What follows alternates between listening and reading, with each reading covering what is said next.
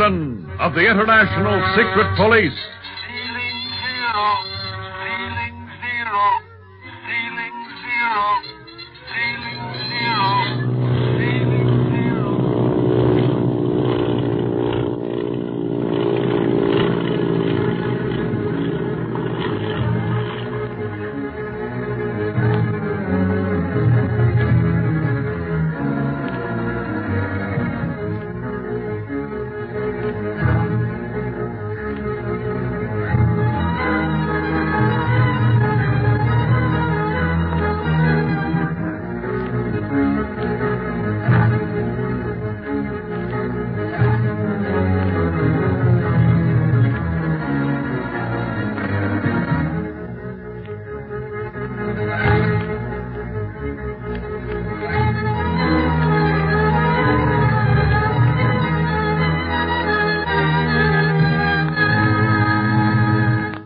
Speed and Clint can learn nothing about the missing Barney when they pay a supposedly friendly visit on Paul Mounier.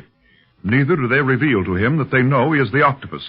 Speed discovers a trap door in the floor of the scientist's laboratory, however, and after leaving the mysterious house, Clint orders Chief Tipo to return to Lhasa and hold his men ready for an attack should he and Speed not return before midnight. Meanwhile, the two plan to enter the house through a door Clint has spotted leading into the basement. We find them before the door now, with the Tibetan winds swirling around them. Golly, this wind is cold, Clint. Yes, it's right off the snow, Speed. Comes whistling down the pass from these high mountains all around us. Well, let's hurry and get inside then. Maybe it's not as safe, but it'll be warmer than it is out here. The door's locked. Now keep watch, Speed, while I try these pass keys of mine. There ought to be one to fit this lock. All right, Clint. Go ahead. I can't risk discovery now. You know, I had a feeling that we were being watched by unseen eyes all the time we were in that laboratory. You did, Clint? Yes. I'm sure we were surrounded by octopus gangsters. That room is probably full of secret panels. One wrong move from us, and it would have been our last. I wanted to open that trap door. Now you know why I insisted that you forget the whole thing. Oh, here we are. This key fits. Now follow me, Speed. Okay.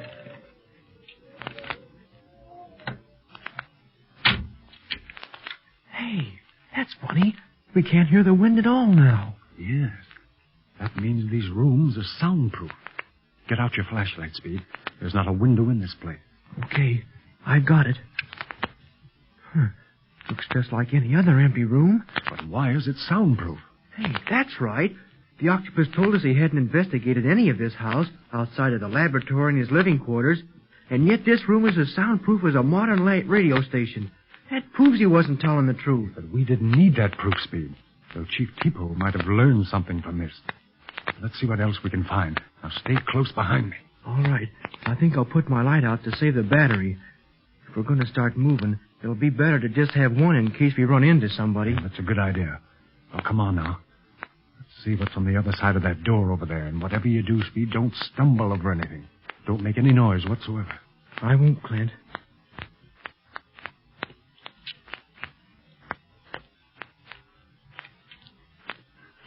Now, I'll snap my light off before we open this door, just to be on the safe side. Oh, you open it, Speed. I've got my flashlight in one hand, my gun in the other. Okay.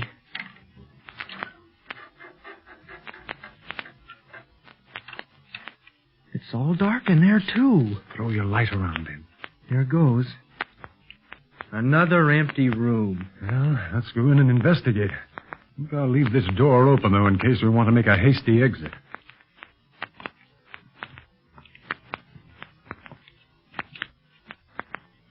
Clint, what do you think these rooms are for? That's just what I was wondering about, Speed. Judging from the past activities of the octopus, I'd say these were storerooms. Storerooms? Yes, to hide contraband of every sort, from dope to men. Gee, then the octopus is going to do his smuggling from here. It looks like a perfect setup to me. Tibetans are a trusting and honorable race.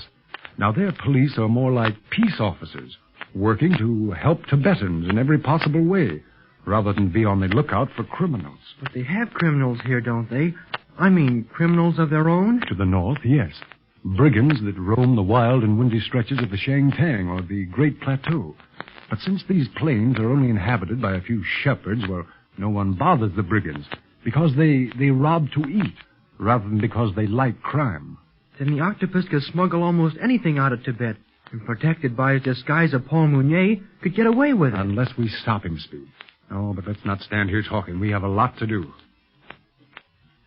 Listen, someone's coming. Quick, back into the first room. Douse your light.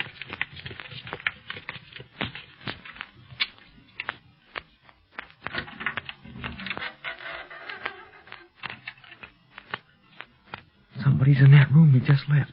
They have a light. Shh. Don't move.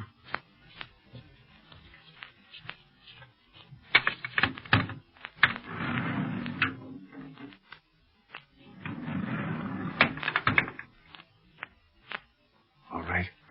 We're safe now for the time being. Ooh, that was a narrow escape. Yeah, but at least we didn't get caught. Now, let's go back into the next room again, but be careful. You bet. Can I use my light now? Yes. There's the door we must have come through and... Clint. What? Where did he go? Well, what do you mean? We heard him come in one door and close it after him. Then he went out through another. Where is it? Flash your light around like I did. I only saw one door besides the one we just came through. You're right, Speed. That means that there's a secret door or panel in this room. Yeah, I remember now. It sounded like a sliding door instead of a plain one. Yes, and we've got to be more careful than ever, fella. These walls may have ears. And Speed, try to remember these rooms, their location. I'm going to do the same thing. Between the two of us, I think we can work out a sort of ground plan of this place when we return to Lhasa. All right. Maybe we could even find out where the secret panels are. No, we better not try that while there's just the two of us here. Listen, what's that? What? Sounds like it's coming from the other side of that door. Let's go in there, Clint. No, wait a minute. Let's see what happens next.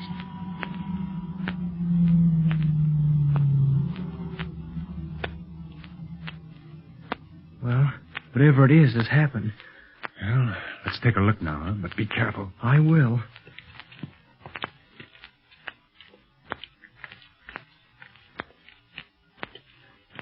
Well, here we are. I'll open this door. Now put your light out, but hold it ready, Speed. Okay. I can't see a thing. It's black as pitch. Quick, step inside. Now, your light.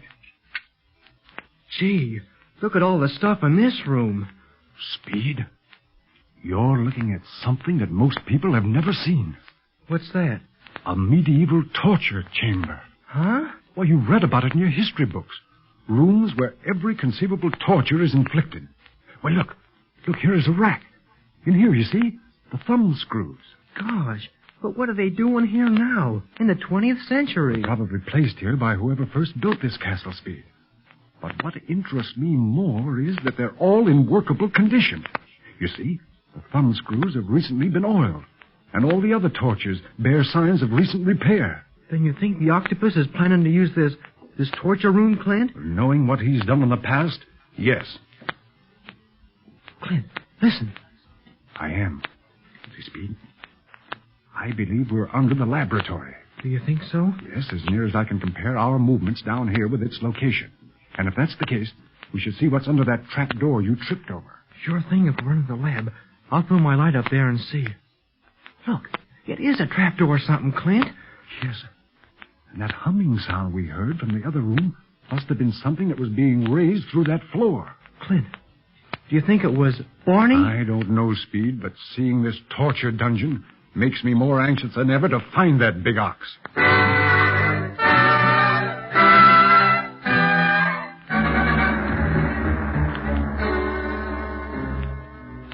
Just let me off in this table and I'll tear you apart, Octopus. What's the idea of strapping me down and then raising me up like I was on an elevator? Quan Wu, how is it that Dunlap regained consciousness? The vapors of sleep did not hold him long, Master. But if you saw him recovering, you fool, why did you not prevent it? There are other ways of keeping a man unconscious aside from the vapors of sleep. I lost my head for a moment. Knowledge that the secret police were above confused me. Confused? Scared you mean? You were afraid to touch me even though I was tied fast to this darn table. You're just a bunch of yellow rats. Remember, Dunlap, it is your misfortune that you awakened. Don't give me that, Octopus. Awake or asleep, my goose is cooked.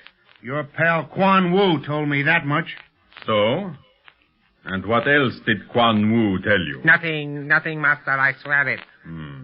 I shall attend to you later. Meanwhile, I must continue my experiment on Dunlap now that his friends have gone. So they've gone. I knew it. Clint and Speed are too smart to let you catch them. I did not try to catch them, as you say. They believe me to be Paul Mounier, the scientist. And could I tell them different? Oh, no, Dunlap. You will never tell anyone anything. I have other plans for you. Quan Wu, hand me that cone connected with the tank of the vapors of sleep. Yes, Master. Here it is. This time Dunlap shall not awaken so soon. So that's what put me to sleep before. Well, you're not going to get away with it again, do you hear me? Get away from me. No, you can't do this to me. Help! Baloo! Quick, turn on the vapors, Quan Wu. Yes, Master.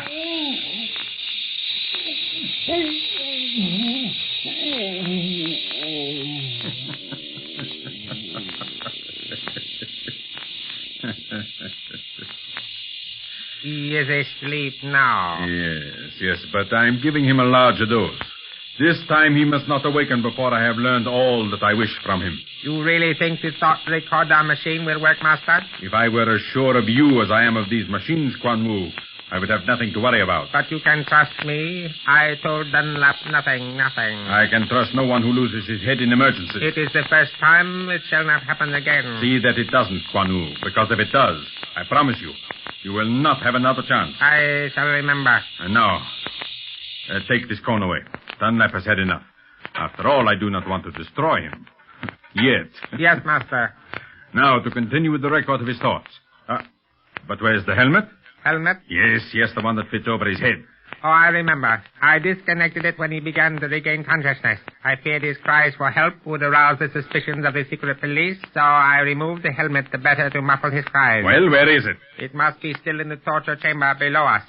I set it aside, I remember now. You fool! Go below and get it immediately. At once. I only removed it because... Enough! Bring me the helmet immediately.